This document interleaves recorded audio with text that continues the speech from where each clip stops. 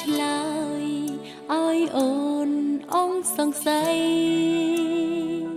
អូនចង់ដឹងចិត្តចង់ដឹងចិត្តថ្លៃបើមានថ្មីប្រាប់ស្រីឲ្យបានដឹងផងណាថ្លៃប្រាប់អូនបានទេនៅ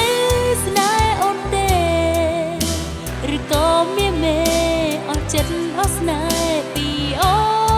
នហើយថ្លៃប្រាប់អូនបានទេតើ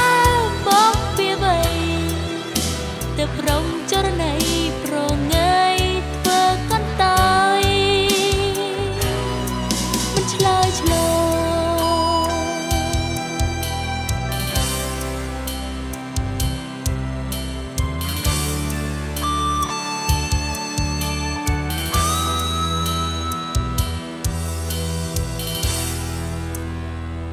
ពេលជួបមុខគ្នា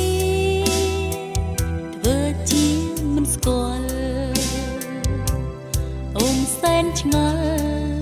អំពុលពេកកន្លង